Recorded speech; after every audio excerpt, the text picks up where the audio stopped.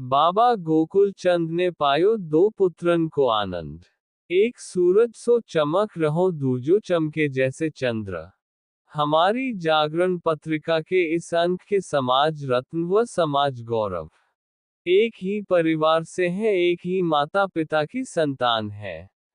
और जैसा कि उपरोक्त पंक्तियों से ही स्पष्ट है कि दोनों की चमक सूरज और चांद के समान है। एक अगर सूर्य के समान तेज है तो दूसरे चांद के समान शीतल है, और उन दोनों के गुणों व स्वभावों में पूर्ण विरोधाभास होते हुए भी वो समाज के लिए आदर्श स्थापित करते हैं। समाज में जिनकी मिसाल दी जाए तो बहुत कुछ सीखा व समझा जा सकता है। जहां आज भाई भाई एक दूसरे के खून के प्यासे बने हुए हैं, वहीं ये दो भाई दूजे के लिए खून बहाने को तत्पर रहते थे और त्याग व समर्पण की मिसाल थे। आज इन दोनों भाइयों को समाज गौरव व समाज रत्न श्रृंखला में लेना ये जागरण पत्रिका के लिए गौरव की बात है और उसके महत्व को बताता है। हालांकि जागरण पत्रिका में इन दोनों भाइयों पर लिखने से पहले इनके पिता स्व श्री गोकुल चंद चंद्र बाबा पर लिखा जाता तो गौरव और भी कहीं अधिक होता। आप एक प्रकांड पंडित ज्योतिषाचार्य के साथ साथ कवि भी थे और पहलवान व पटेबाज भी थे। इतनी विधा और गुण होने के बावजूद आप एक सज्जन व विनम्र पुरुष व सामाजिक व्यक्ति थे। अपने जीवन में आपके ऊपर किसी ने किसी भी प्रकार की उंगली नहीं उठाई। यह इस बात का प्रमाण है कि आपका व्यक्तित्व क्या था। आप पर कुछ लिख पाना सूरज को दीपक दिखाने के समान के अतिरिक्त कुछ और नहीं है। आपने अपनी विद्वत्ता के चलते मथुरा से अलग हुए चतुर्वेदियों को एकत्र किया और उनके पुरोहित बने, उनके गुरु बने, जिसके फल स्वरूप आपके नाती पंथी आज भी कुलीन चतुर्वेदियों के पुरोहित बने हुए हैं और उनके जहां आज भी शुभ कार्य कराते हैं। हम अपने इस अंक में आप ही के दो पुत्रों के विषय में अपने भाव रखकर समाज को उनके व्यक्तित्व से परिचित कराने का एक छोटा सा प्रयास कर रहे हैं। इसमें मुझे पूर्ण सहयोग छोटे भाई यज्ञ दत्त ने किया है। इसमें हम दोनों की जितनी जानकारी थी के आधार पर ही ये लेख पूर्ण किया गया है। इसका अर्थ ये कदाचित नहीं है कि आपका व्यक्तित्व यहीं तक सीमित है। आपका व्यक्तित्व बहुत विशाल है। ये जो इस पत्रिका के माध्यम से आप तक पहुंचाने का प्रयास है एक अंश मात्र है। तो पहले तो हम बात करेंगे समाज के रत्न स्व श्री ईश्वर चंद्र खलीफा जी की, जिन्हें समूचा समाज खलीफा जी के नाम से ही जानता था। जीवन परिचय। आचार्य स्व पम ईश्वर चंद खलीफा जी का जन्म सन 1935 ईस्वी में हुआ व देवासन सन 9 जनवरी 2001 में निज निवास गजापायसा मथुरा में हुआ। आप ज्योतिष के प्रकांड विद्वान थे, साथ ही हाथ की कुंडली बनाने के विशेषज्ञ थे। इसके साथ साथ आप अखाड़ा पीपलवाला के संचालक खलीफा ही नहीं वरन पटेबाजी एवं पहलवानी कराने के शौकीन भी थे।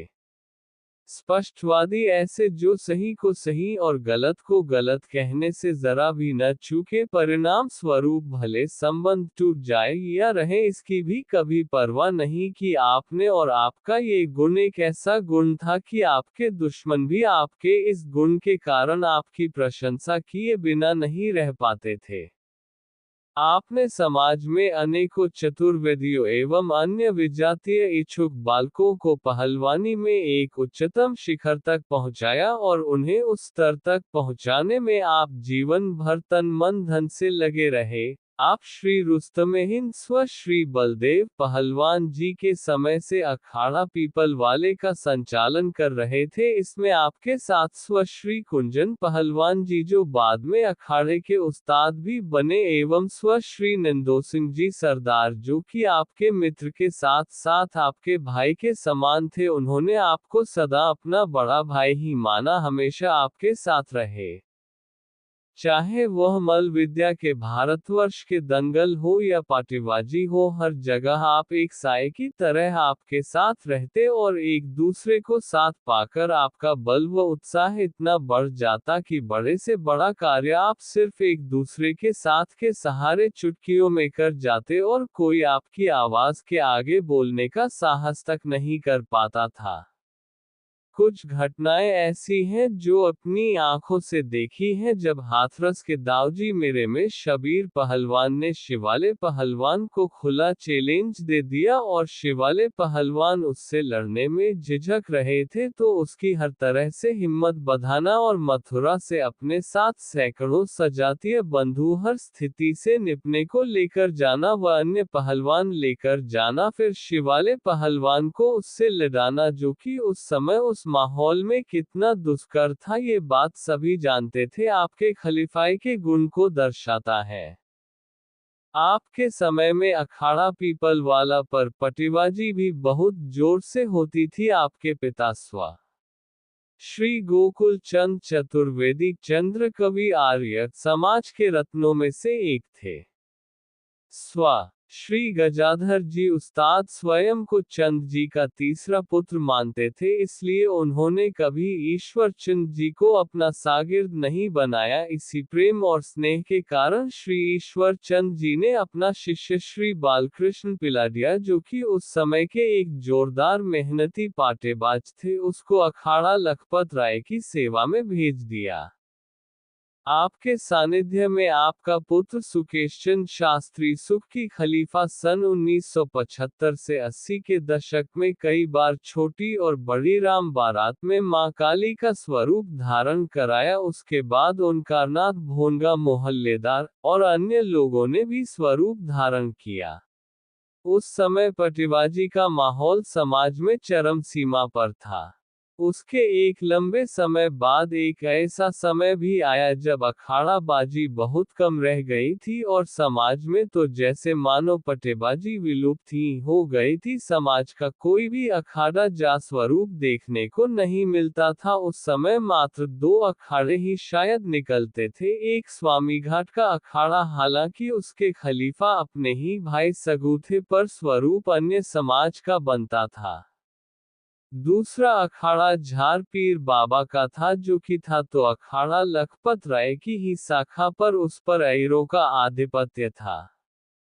तब जाकर हमारी छत पर स्वश्री नंदोस सिंह सरदार मेरे पिता और स्वश्री बालकिशन पिल्डिया जी हमें लगभग 25-30 युवाओं को हमारी स्वामीघाट वाले घर की छत पर पटेबाजी सिखाना प्रारंभ किया। हालांकि यह किस्सा स्वश्री खलीफा जी से फिलहाल थोड़ा अलग है, पर आगे उनसे अवश्य जुड़ जाएगा। हम उन सभी युवा जी जान से पटेबाजी सीख रहे थे और धीरे धीरे यह बात जंगल में आग की तरह पूरे शहर में फैलने लगी। उसके बाद हमारी छत पर पटेबाजी के शौकीनों की जैसे भीड़ जुड़ने लगी।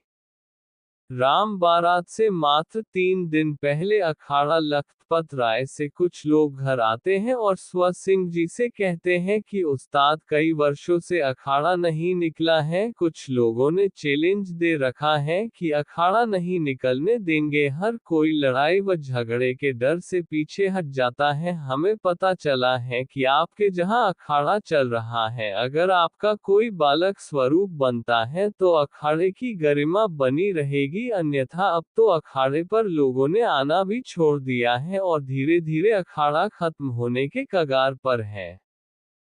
चाचा उनकी बातें सुनकर भावुक हो जाते हैं और उन्हें वचन दे देते हैं। ये बात भी रातों रात शहर में जंगल की आग की तरह फैल जाती है और काका जी अर्थात खलीफा जी के कानों तक पहुंचती है और सुबह ही वो घर आते हैं और चाचा से कहते हैं, क्यों मानो नाय दूसरे के गले सो सांप निकाल के अपने गले में डार लियो, को वचन देवे सो पहले मोए बताया नाय सकतो तोय मालूम है वहां का चल रहो है। अब को नयानो अब जा पाक को तू अपने सिर बांधियो और हत्या मोल लीजो। एक श्वास में उन्होंने चाचा से जो कुछ कहा हम वह सब देख रहे थे। फिर कुछ समय बाद शांत हुए और चाचा को वहां की सारी स्थिति से अवगत कराया और कहा, अब जब वचन दे दिया है तो बेटा स्वरूप तो बनेगा, पर ऐसे ही नहीं, पूरी तैयारी के साथ। कुंवार की लीला में हमारे अधिकांश भाई रामलीला में मथुरा से बाहर चले जाते थे, तो पारिवारिक तन के व्यक्ति एक तो वैसे ही गिने चुने थे, ऊपर से यह स्थिति। जब सब बातें पता चली तो अब राम बारात की प्लानिंग की गई कि क्या करना है और कैसे करना है। उन्होंने कहा कि देख, सुबह से अखाड़े पर हवन पूजा होगी और अखाड़े के लोग होंगे नहीं, अपनी पूरी फौज लेकर चलना, सब लड़के अखाड़े पर सुबह से होने चाहिए।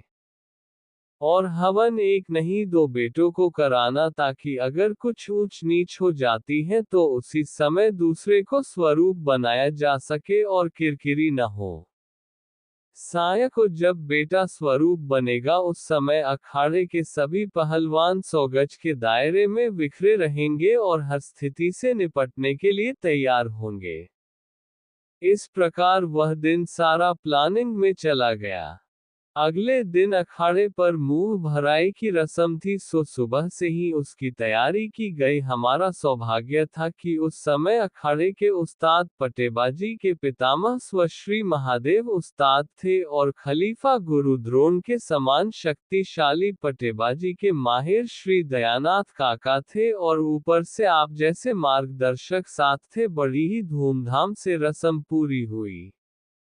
अगले दिन राम बारात थी और सुबह से ही हम सभी, जैसा कि तय हुआ था, के अनुरूप अखाड़े पर थे। हवन हुआ और लगभग पूरे दिन चला। उस हवन को कराने वाले पुरोहित कोई और नहीं थे वरन आप खुद थे।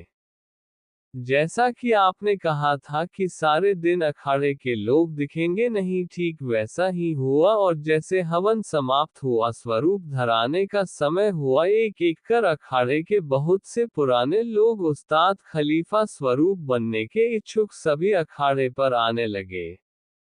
उनमें ये पहचान कर पाना बहुत मुश्किल था कि कौन अखाड़े से जुड़ा हुआ है, अखाड़े में आस्था रखता है, और कौन दबीघात कर सकता है।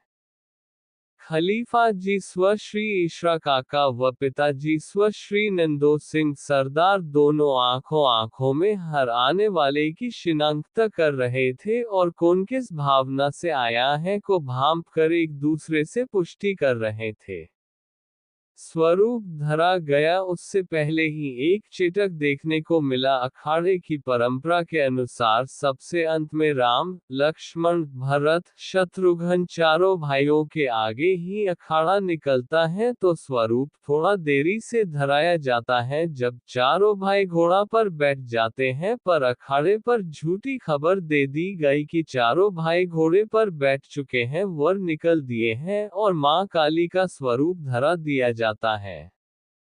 बाद में पता चलता है कि स्वरूप तो अभी तैयार भी नहीं हुए हैं, पर परंपरा के अनुरूप जब स्वरूप एक बार धारण हो गया तो उसे हटाया नहीं जा सकता था। ऊपर से दुष्प्रचार करना, माहौल खराब करना आदि संभावनाएं पहले ही थी, तो यह भी कारण था कि अब जो स्वरूप धारण हो गया वह उतारा नहीं जाएगा। फिर क्या था, स्वरूप को अखाड़े पर ही थकाने के पूरे प्रयास किए गए। सभी धुरंधरों ने अपने अपने हाथ आजमाए, पर उस्ताद लखपत राय जी की कृपा के साथ साथ महादेव उस्ताद जी का आशीर्वाद था, खलीफा जी दयानाथ काका का आशीर्वाद था, और दो उस्ताद पिताजी व काका जी का प्रत्यक्ष साथ था। फिर हिम्मत कहाँ टूटने वाली थी और बड़ी शान से वह राम बारात बिना किसी झगड़े व बड़ी दुर्घटना के सफलता पूर्वक पूर्ण हुई। यह उनकी योजना व पूर्व प्लानिंग का ही फल था, अन्यथा रास्ते में बहुत से ऐसे षड्यंत्र देखने को मिले कि कभी भी कुछ भी हो सकता था।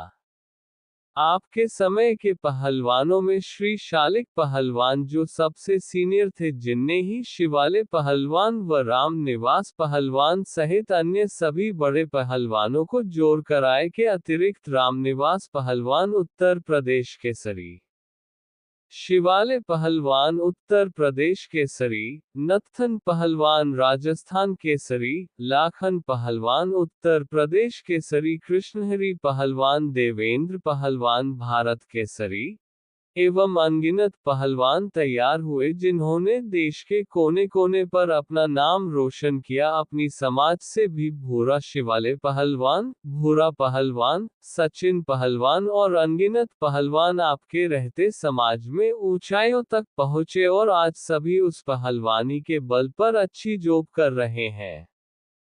आपको घोड़ा और गाय भैंसों को पालने का भी अत्यंत शौक था। आपके घोड़े मथुरा जिले की दौड़ में दौड़ते थे जो कि अनगिनत बार प्रथम स्थान पर भी आए। आप दोनों भाइयों पर प्रातः स्मरणीय गुरु जी महाराज स्वामी श्री राधाचरण दास जी की बहुत कृपा थी। आपको जब भी बिहार वन यात्रा के लिए जाना होता था तब महाराज जी द्वारा रात्रि को ही आपसे घोड़ा रेडी लाने के लिए आदेश हो जाता था और आप रात्रि को ही अपना घोड़ा और तांगा लेकर तटीय स्थान पर पहुंच जाते थे व खुद चलाकर गुरुजी महाराज को गंतव्य तक लेकर जाते व वापस लाते थे। आपके गोलोकगमन के समय इतिहास में पहली बार ऐसा हुआ। अखाड़े पर उपस्थित सभी 80 पहलवानों द्वारा आपको श्रद्धांजलि के रूप में मुंडन कराया गया। यह आपके प्रति उनकी श्रद्धा को दर्शाती है। हमारे इस अंक के समाज गौरव है बाबा चंद के चंद्र वस्व श्री ईश्वर चंद्र जी के ही लघु भ्राता जिन्होंने हमेशा बड़े भाई का सम्मान ही नहीं किया वरन उनके हर आदेश का पालन किया और एक पिता का सम्मान दिया।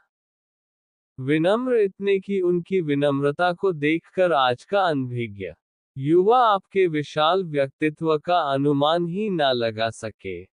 अगर सही शब्दों में कहा जाए तो आपके व्यक्तित्व की विशालता को आपकी लघुता में देखा जा सकता है। आपके विषय में यह कहना अतिशयोक्ति नहीं होगा कि जिस प्रकार लंका में प्रवेश करने के समय हनुमान जी ने अपना लघु रूप धारण कर लिया था, ठीक उसी प्रकार आज के इस दिखावटी व बनावटी और अभिमानी समाज में अपने लघु रूप को धारण किए हुए हैं। आप मीठे जल का एक वह कुआं है कि जो प्यासा होता है और जिसे इस कुएं का जल पीना होता है वह इस कुएं के पास जाता है तो उसकी प्यास निश्चित ही बुझती है, पर कुआं खुद चलकर कभी प्यासे के पास नहीं जाता है, नहीं अपने ज्ञानी होने का कभी प्रचार प्रसार ही करता है।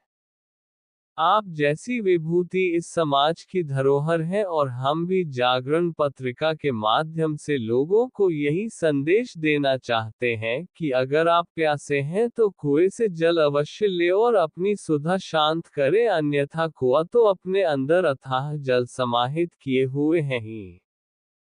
ऐसे है हमारे समाज गौरव वेदमूर्तिपम परमेश्वर दत्त चतुर्वेदी ऋग्वेदाचार्य। जन्म सन 1939, श्रावण शुक्ल पुरुषोत्तम मास द्वितीय तिथि। कुलीन व चतुर्वेदी समाज के कुलगुरु कुलपुरोहित श्री माथुर चतुर्वेदी संस्कृत विद्यालय शास्त्री और ऋग्वेद से ऋग्वेदाचार्य की परीक्षा सन 1974 में उत्तीर्ण की। आपने अथक प्रयासों से वेद एवं कर्मकांड में मर्मज्ञता हासिल की। उसके पश्चात अपने गुरुदेव को दिए हुए वचन के अनुसार विद्या सिखाने के एवज में पारिश्रमिक न लेने का निर्णय लिया। इसी निर्णय के चलते आपने अनेक विद्यालयों से नौकरी के आवेदन को ठुकराया और देश देशांतर में अनेकों बड़े बड़े यज्ञ, देव प्रतिष्ठा, आचार्यत्व में कराए तथा अपने पिता चंद बाबा का अखाड़ा पीपल वाला पर बच्चों को संस्कृत वेद आदि की शिक्षा देना प्रारंभ किया तथा 11:55 का अखाड़ा को यथावत रखा जो वर्तमान में भी चल रहा है। बरसों यही नियम चलता रहा, भांग छानना, उसके बाद विद्यार्थियों का आना और श्री यमुनाष्टक के पाठ, श्रीमद्भगवत गीता जी के पाठ, वेद पाठ, दुर्गा सप्तशती, रुद्री आदि का क्रम दोपहर 01 बजे से 4 बजे तक चलता है। आपके समाज के विद्यार्थियों में सर्वप्रथम श्री हरदेव बावे, श्री हरदेव पंडित, नगला पायासा, श्री शिवलाल पंडित, सुकेश शास्त्री को श्री माथुर चतुर्वेदी विद्यालय से अखाड़े पर लेकर जाना और वेद का अध्ययन करना। उसके उपरांत समाज के पंडित बनवारी लाल हाथी गली, पवन पंडित चौका पड़ा, उपेंद्र रमेश जी मारुगली, उपेंद्र शिवलाल जी, श्यामू, रामू लिल्लू पंडित जी एवं अन्य अनेक निरक्षरों को भी श्री गीता जी का पाठ, यमुनाष्टक कंठस्थ करने का श्रेय आपको जाता है। चतुर्वेदी समाज के एवं अन्य विद्यार्थी कर्मकांड में तैयार कर दिए जिनका के गृहस्थ जीवन में इसी विद्या से सुखी है। कर्मकांड के विषय में आपका अनुभव और योग्यता का व्यक्ति वर्तमान के समय में नहीं है। आप बहुत संतोषी ब्राह्मण हैं। आपने अपने जीवन में बहुत संघर्ष किया किंतु कभी भी किसी को कष्ट पहुंचाने का नहीं सोचा। आप अपने बड़े भाई के प्रति इतना स्नेह है कि उन्होंने जिस प्रकार कहा उसी प्रकार उनके आदेश का पालन किया। समाज में आप दोनों के नाम की एक मिसाल प्रस्तुत की जाती थी। आपको श्रीजी गद्दी द्वारा की गई विद्वानों की संगोष्ठी में कर्मकांड पुरोधा के रूप में भी सम्मानित किया गया।